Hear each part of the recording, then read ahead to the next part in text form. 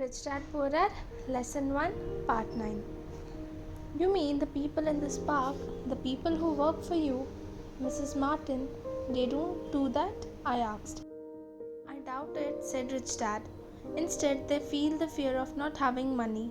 They don't confront it logically, they react emotionally instead of using their heads, said Rich Dad. Then they get a few bucks in their hands, and again the emotions of joy, desire, and greed take over, and again they react instead of think. That's correct, said Rich Dad. Instead of admitting the truth about how they feel, they react to their feelings and fail to think. They feel the fear, so they go to work, hoping that money will soothe the fear, but it doesn't. It continues to haunt them, and they return to work, hoping again that money will calm their fears, and again it doesn't. Fear keeps them in this trap of working, earning money, hoping the fear will go away. But every day they get up, and that old fear wakes with them. For millions of people, that old fear keeps them awake all night, causing night of turmoil and worry. So they get up and go to work, hoping that a paycheck will kill their fear, gnawing at their soul. Money is running their life, but they refuse to tell the truth about that. Money is in control of their emotions and their soul. Rich Dad said quietly, letting his words sink in. Mike and I heard what he had said, but did not fully understand what he was talking about. I just knew that I often wondered why grown ups hurried off to work. It did not seem like much fun, and they never looked that happy, but something kept them going. Realizing we had absorbed as much as possible of what he was talking about, Rich Dad said, I want you boys to avoid that trap. That is really what I want to teach you. Not just to be rich, because being rich does not solve the problem. It doesn't? I asked, surprised. No, it doesn't. Let me explain the other emotion, desire. Some call it greed, but I prefer desire. It's perfectly normal to desire something better, prettier, more fun, or exciting. So people also work for money because of desire. They desire money for the joy they think it can buy. But that joy that money brings is often short lived, and they soon need more money for more joy, more pleasure, more comfort, and more security. So they keep working, thinking money will soothe their souls that are troubled by fear and desire. But money can't do that. Ever rich people do this? Mike asked. Rich people included, said Rich Dad. In fact, the reason many rich people are rich isn't because of desire, but because of fear.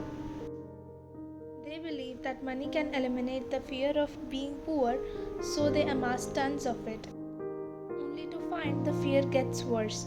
Now they fear losing the money. I have friends who keep working even though they have plenty.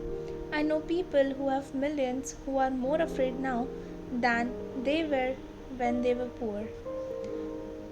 They are terrified of losing it all. The fear that drove them to get rich got worse. That weak and needy part of their soul is actually screaming louder.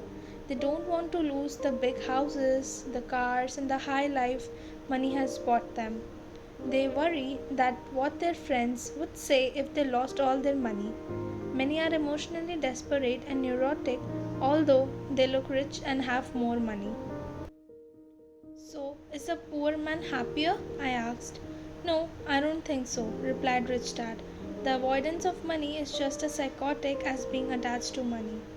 As if on cue, the town derelict went past our table, stopping by the larger rubbish can and rummaging around it. The three of us watched him with great interest, when before we probably would have just ignored him. Rich Dad pulled out $1 of his wallet and gestured to the old man. Seeing the money, the derelict came over immediately, took the bill, thanked Rich Dad profusely, and hurried off, ecstatic with his good fortune. He's not much different from most of my employees, said Rich Dad. I've met so many people who say, oh, I'm not interested in money, yet they'll work for a job 8 hours a day. That's a denial of truth. If they weren't interested in money, then why are they working? That kind of thinking is probably more psychotic than a person who hoards money. As I sat there listening to my rich dad, my mind flashed back to the countless times my own dad said, "I'm not interested in money." He said those words often. He also covered himself by always saying, "I work because I love my job." "So, what do we do?" I asked. "Not work for money until all traces of fear and greed are gone?" Subscribe to our channel to watch the next part of this video.